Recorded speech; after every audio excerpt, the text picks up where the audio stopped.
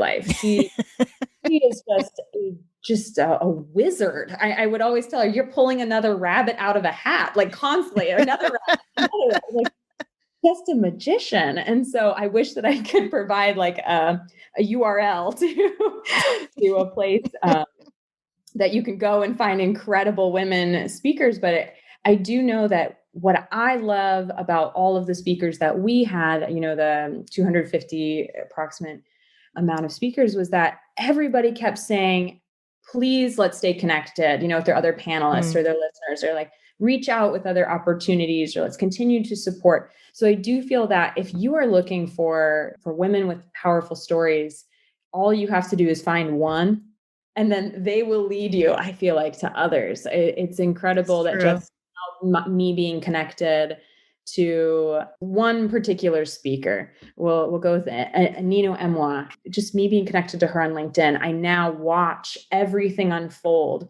on her, on LinkedIn. Is it called a timeline or a story? Mm-hmm. Okay. I watch it all unfold, and I see more and more and more people that she's writing about and connected to. And it's fodder. It's just complete fodder for more events and for more connections. So I think that would be my system or my process. Mm-hmm. My tool would just be find one amazing woman. And that's something that is amazing about women, isn't it? That we we're just like community and, oriented, and just like, let's continue to pour support into everyone's buckets. Just let's just keep all connected. And I feel very grateful that I haven't encountered that competitive nature with anybody involved at all with Amplifying Your Voice or the State of Women. It's never a scarcity mindset. It's just abundance. There's so many amazing women doing amazing things, or there's women with incredible journeys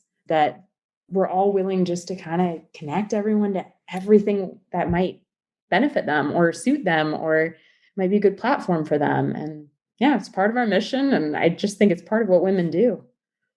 Absolutely. And something else that appears to be a part of the strategy or a process is having these key relationships with other organizations like the Podcast Network, for example, because that's how you and I were ultimately connected. So is that another way that you all find women to, again, not only participate in these events, but to also serve as speakers?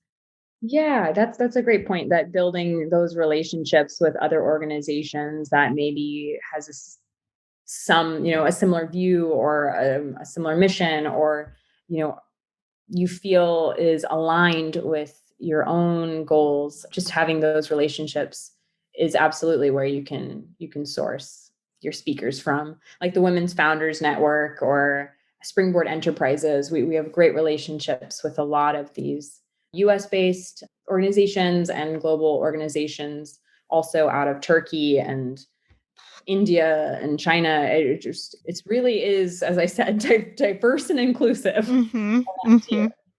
Absolutely. And something else that I found very intriguing, because I know there's definitely a financial literacy slant to these events, which is certainly needed, as well as economic empowerment.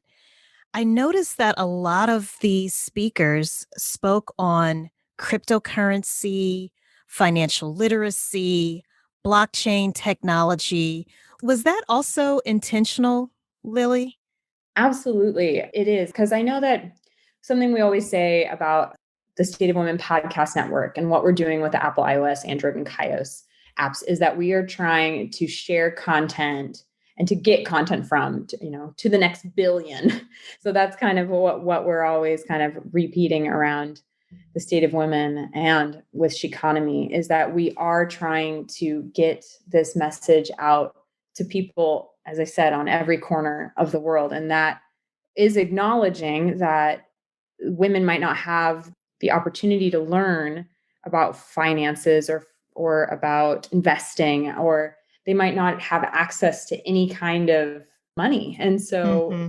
by speaking, and by also, as I said, this listen, learn, and earn element that involves the cryptocurrency, it's about actually providing opportunities for earning and for just for listening, learning, and earning. And by doing all those three things, we hope that economic empowerment and financial inclusion elements is brought to women and girls in every corner of the globe. Well, I personally want to applaud you all for that, because it's more than, I'm just going to be very honest with you right now. What has personally frustrated me in the past with certain women's events is that it's predominantly motivational and inspirational. With what you all are doing, I'm getting the motivation and the inspiration, but I'm also getting the education to financially empower myself through entrepreneurship, through podcasting, through career development. That's the missing piece, I think, that so many and I've been involved with several of these organizations over the years. And to me, that's what makes the State of Women Institute stand out, is the fact that, as what you just said, that, what is it here? Listen, learn, and earn. So we're not going to just make you feel good about yourself, right? We want you to also feel empowered to go and make these decisions that can change the financial trajectory of yourself and your family and your community at large. So that to me is that's just my personal take on it. Take it for what it's worth. But that to me is the real power in what you all are doing. We're starting to run out of time here, Lily. I knew this would happen, but I want to make sure that we talk about some of the tools and technologies that you would recommend. You've already mentioned so many. One thing you talked about is the Chaos app. Is that K-A-O-S, Kaios? It's K-A-I-O-S. Okay, K-A-I-O-S. Okay. And tell us a little bit more about that app. So the Kaios app is what, instead of iOS and Android, it would be on kind of $10. I really don't like the word a burner phone, but those very inexpensive, as I said, $10 phones that you can find in third world countries that might not have, any of the kind of fancy functionalities that an Apple phone or a Android would have. It's just a very simple, inexpensive phone. And those phones, instead of having a robust app store with a ton of apps, that's not the case, because this phone was meant to be inexpensive. So there's not a lot of investment going into building robust platforms for these phones. So what we did is we wanted to make sure that for this platform, we created an app that is coded to be compatible. And so and my understanding at least is that I think they will be automatically downloaded on a lot of phones. Like they don't even have to find the app. I think it just comes on the app. It's a mobile operating system, the 𝗨𝘂𝘀𝗀. Okay. And it's on these cheap phones, and they're just all over, as I said, third world countries. And so we wanted to make sure that this app, or this, opportunity to have the 𝗨𝗨𝗂𝗀 app and all of those amazing voices of women in the app, we wanted that just to be ready to go for people who might, who do not have apps, or the iPhone 11. Right. So, yeah. Right. Again, something else that many of us who are listening, again, might just take for granted. That not everyone has, to your point, the latest iPhone. They may not have an iPhone at all, or even a smartphone for that matter. Certainly not an Galaxy or, an iPhone. Yeah. I But mean, I kind of picture like those cheap phones, like a little, like the Razor, if you remember those, but they don't always have to be a flip phone, of course. But it's definitely not like a big screen. Right. The actual keypad buttons like that. That's kind of what it is. I have one, but I call it my off the grid phone. Is that for when you're like hiking up in the Northwest? That's when I go into hiding, Lily, and I don't want people to find me. Yeah, look, seriously, I call it my off the grid phone. I super respect that, Alicia. You keep that phone and you have it with pride. And people do tease me, when they see me pull it out, but hey, they're jealous. Exactly. As long as I can make a phone call, that's all I need to be able to do. Now, tell us also really quickly, if you can, about the Hopin platform. So if you've ever used Eventbrite, that's been around quite a bit longer. It's similar to that. Hopin is a platform. It's a UK-based company. And one of our angel investors is involved in Hopin as well. So that's why we decided to go with them, because we had a great, strong connection. And then all of the numbers, it's all great. Hopin is great. So we went with that. And it is a virtual conference center. What I think about Zoom, I think about like a one-to-one meeting, or maybe like stepping into a small gathering. I mean, I know that classes are going on here for universities on Zoom. I know that there's, discussions happening with 30 people. But what Zoom or what Hopin does is it creates like the entire conference feel. And that's what I love about it, is that there's actually like a reception area.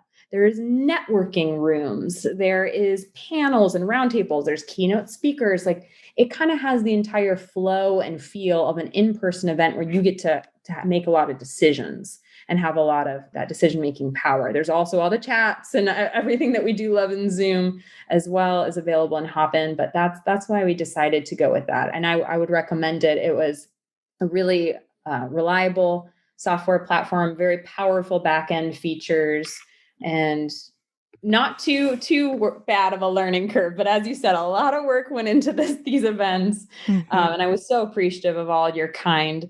You gave me quite a lot of, I don't know, what do you call it? Like, you can do it. Yeah, Lily, keep going. Fun. You can do it. Because, when you really impressed me when there were some informational sessions, I think, that were scheduled for speakers. And I saw all of the materials that you put together, and just, I could tell that you were really thinking through and it's impossible to think of every potential thing that could go wrong, right, in terms of technical difficulties and trying to troubleshoot it.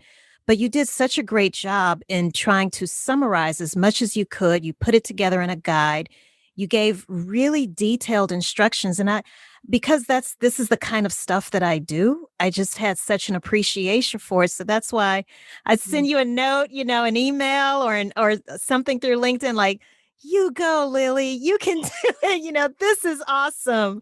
Because I'm sure it was quite stressful as well, just coordinating so many different people. It's, unlike an in-person event where everybody is pretty much in the same space, you have so many different factors and variables involved when you're doing something online. So kudos on a job well done.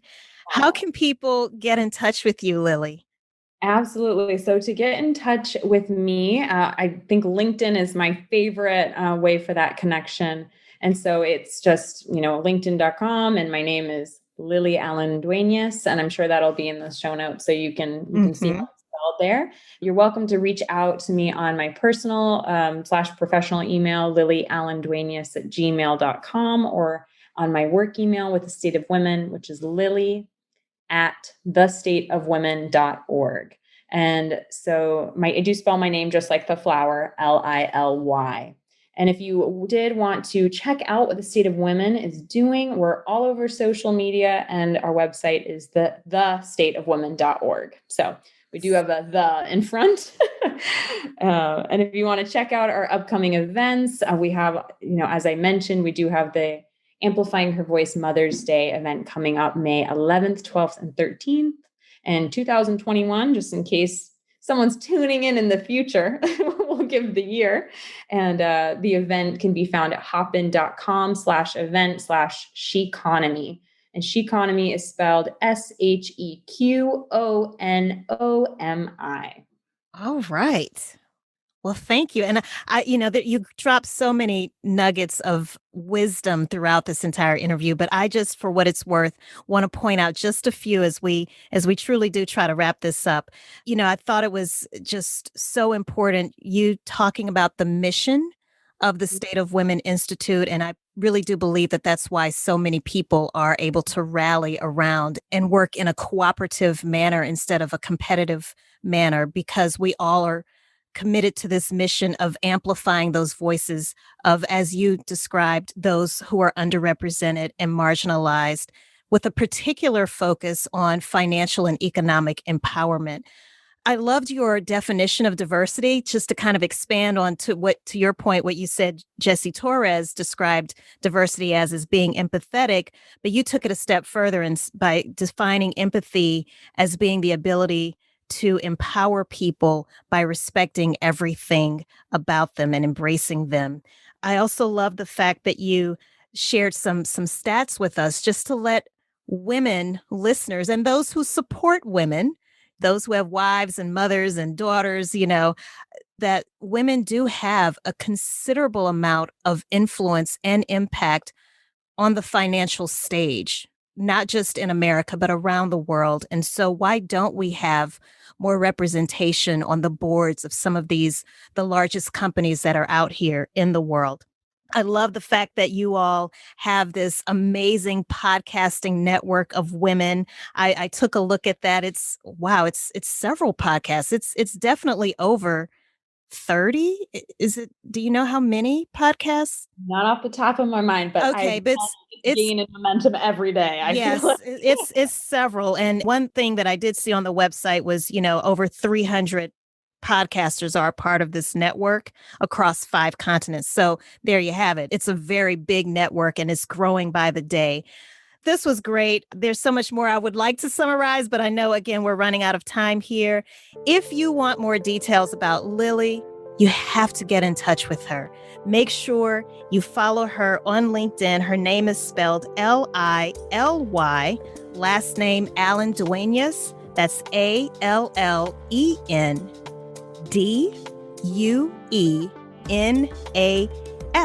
And definitely check out thestateofwomen.org. Lily, my friend, thank you so much for your time today. Thank you, Alicia. It's been a joy.